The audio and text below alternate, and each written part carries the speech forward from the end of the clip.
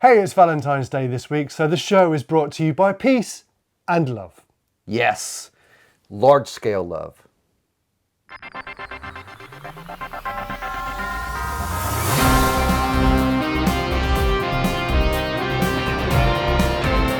Hello and welcome to another edition of RCTV News. This episode is brought to you by our partners, Tonisport, Invisible Speed, Maugrafix, Orlowski Racing Line, EuroRC, rsrc, Mayako. 36 Mood.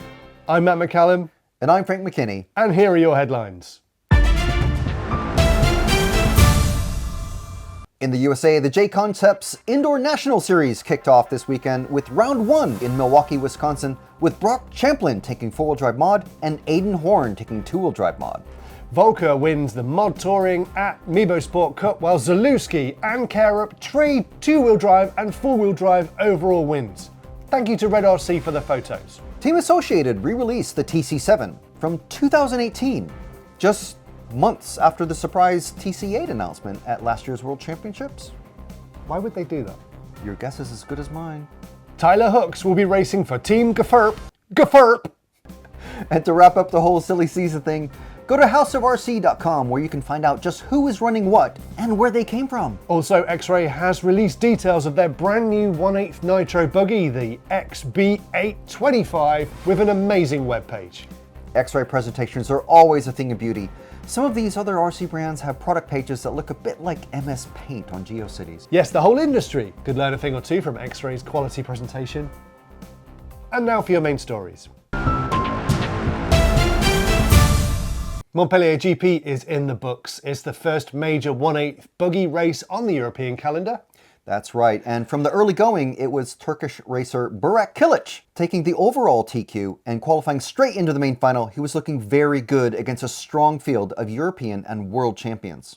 And the heavens opened severely, but come finals day, unfortunately engine problems for Burak forced him out of the running halfway through and handed the lead to his brother Berkan.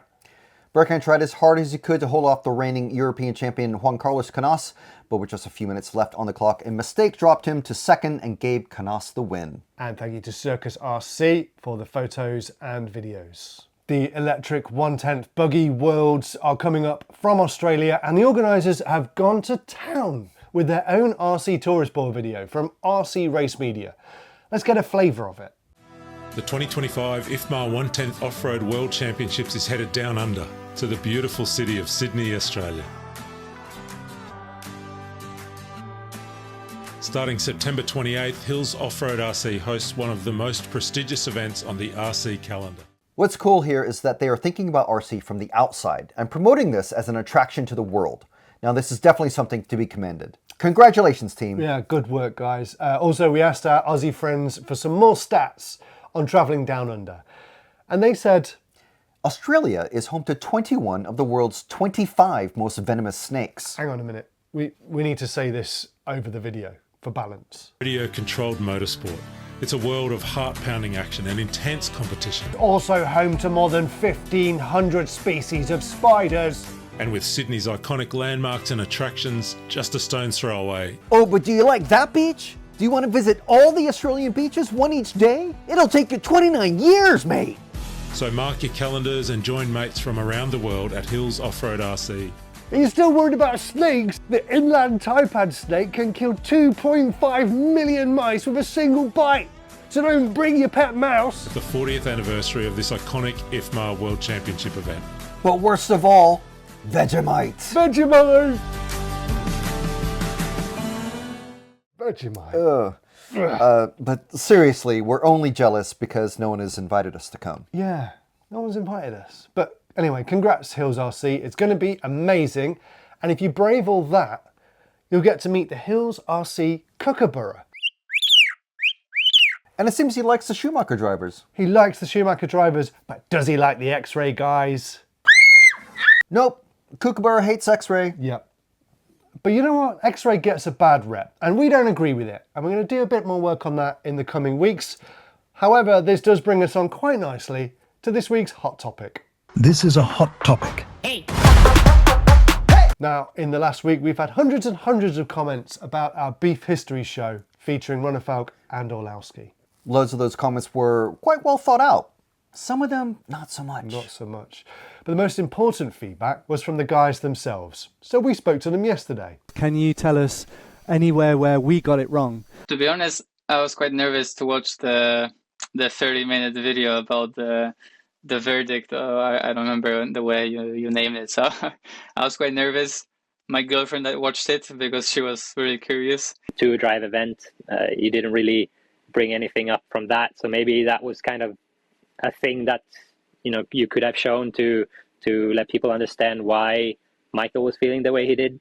Well, it is super important to get these guys' take on it because our intention is always to be positive. After all, the point of beef history is to learn from the beef and put it behind us. So now we have our first partner feature. Thanks to Invisible Speed, we can bring you JQ's full analysis of the EOS four-wheel drive incidents. There's been an awful lot of waffling about the EOS incident. I thought I'd set the record straight. So if we watch the first incident, full speed, definite takeout, David's in the wrong. Then we slow it down, we can see, oh, David actually jumps to the inside. What a beautiful move. Except we race at full speed. We don't have the luxury of slow motion. And that's the whole problem. Michal was on the racing line. There was no way he would know that David was going to go for a pass like that. No time to react. Result, carnage. So bad move on David's part, I would say. And if you watch A3, you can see that Michal actually took an inside line to protect from a potential attempt by David. Now, the problem with that is that fast forward a couple of corners, and then Michal just has a small wobble, and David performs a CTO.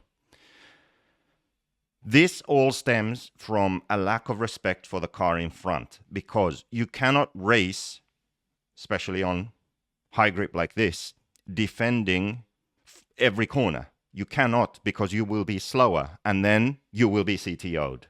So you kind of have to choose. Either you respect the car in front and allow them to take the normal racing line around the track, or you are ready that the car in front is defending and therefore slower in some sections. And the very final incident with Bartek, I think Orlowski just goes a bit wide.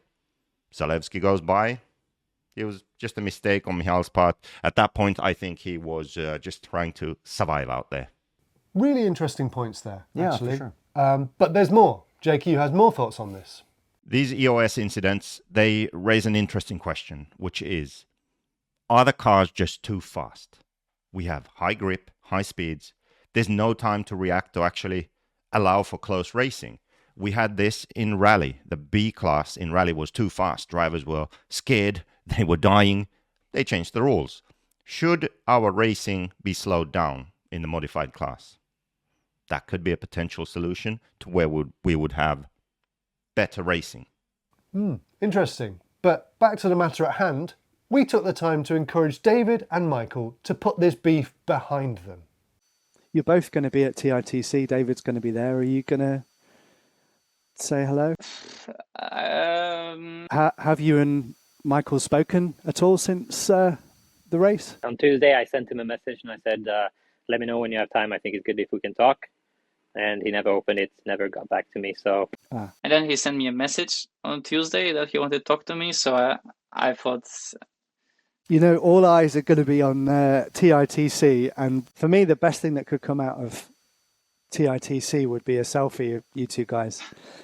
I think that would break the internet. I think what the internet really wants is a really nice selfie with you and Michael in Thailand. yeah, maybe we can make a picture like that. Because it would show people we can go through all of this and we can figure it out. You know what? I think you convinced me. Yes! Yeah! Awesome.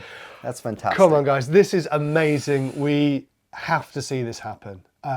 This is the outcome that this is the whole reason we've been doing this. Yeah. This is what we want to see. And now we can't wait for TITC because we want to see three things. We want to see Volker do really well and continue his resurgence. Sure. We'd love to see Bruno on the podium, and we really, really want to see that Orlowski Ronnefalk selfie.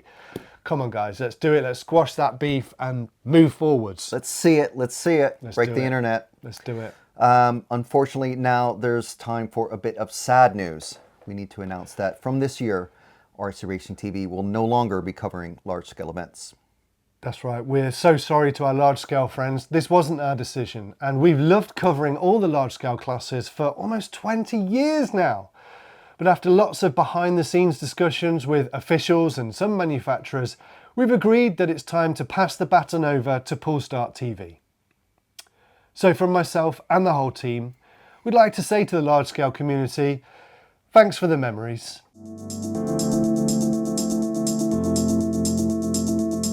It's Saturday morning here in Fehring in Austria at the large-scale off-road European Championships. And we are off and racing. Charging through to second place is the number 3 car, but he's gone right over the top and the leader's gone off. Hello and welcome to rural Northamptonshire in England, where it's sunny. Despite it being the first event, we've got 90 competitors here. Well, that went off with a bang. Very unreal. It's a little bit chilly. It's your 3rd time you've done this, isn't it? Actually 4. The noise, the speed and the sound. Oh, maybe he makes one mistake. Now my father can work on the car. So you need to run clever. How old are you now? 10 years old. Semi-finals if I can, but trying. I can't believe it. It's insane. Oh, Craxton has just gone. He's taken up the fence. We have 3 drivers from the same team, from the same country, wearing the same t-shirts. Oh, he's broken. Valkyrs is broken. Coming around to become the 4-wheel drive European champion, Filippo. What a pass. Winning his first ever European Championship. First ever large-scale off-road European Championship title.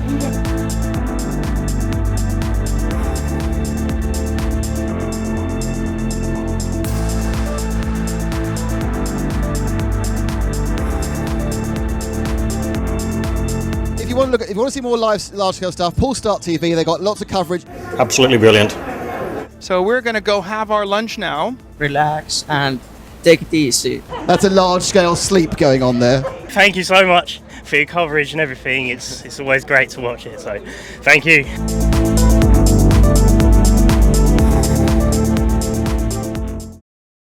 And don't worry, you can still see the large-scale Euros on Polestar and EFRA. And to commemorate our time with large-scale, we're selling these t-shirts.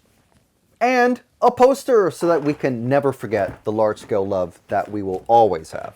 T-shirts and poster available from rcracingtv.com.